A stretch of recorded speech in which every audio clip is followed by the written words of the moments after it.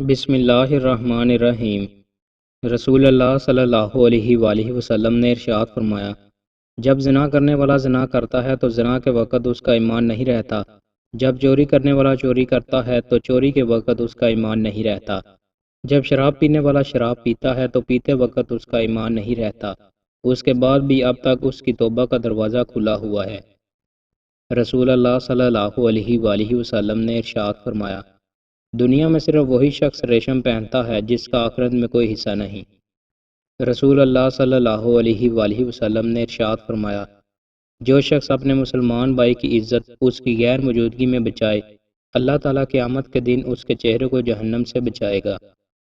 رسول اللہ صلی اللہ علیہ وآلہ وسلم نے ارشاد فرمایا، جس شخص کی بیٹی ہو پھر نہ تو اسے زندہ دفن کیا اور نہ اسے ذلیل کیا اور نہ اس پر اپنے بیٹے کو ترجیح دی تو اللہ پاک اسے جنت میں داخل کرے گا۔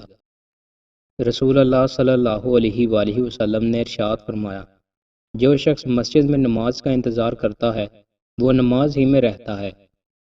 رسول اللہ صلی اللہ علیہ وآلہ وسلم نے ارشاد فرمایا، میں نے جنت میں جھانکا اور کثیر تعداد غریبوں کی تھی، پھر میں نے جہنم میں جھانکا تو ان کی اکثر تعداد عورتوں کی تھی۔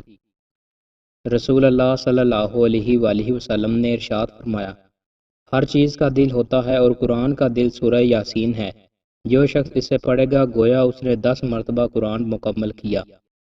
رسول اللہ صلی اللہ علیہ وآلہ وسلم نے ارشاد فرمایا، جس کے دونوں قدم اللہ کے راستے میں گرد آلود ہو جائیں تو وہ آگ یعنی جہنم کے لیے حرام ہے۔ صاحب قرآن کے والدین کا لباس۔ رسول اللہ صلی اللہ علیہ وآلہ وسلم نے ارشاد فرمایا، صاحب قرآن کے والدین کو ایسے لباس پہنائے جائیں گے کہ دنیا اور جو کچھ اس میں ہے سب کی اس کے سامنے کچھ حیثیت نہ ہوگی، اور یہ ان کی اولاد کے قرآن سیکھنے کی وجہ سے ہے۔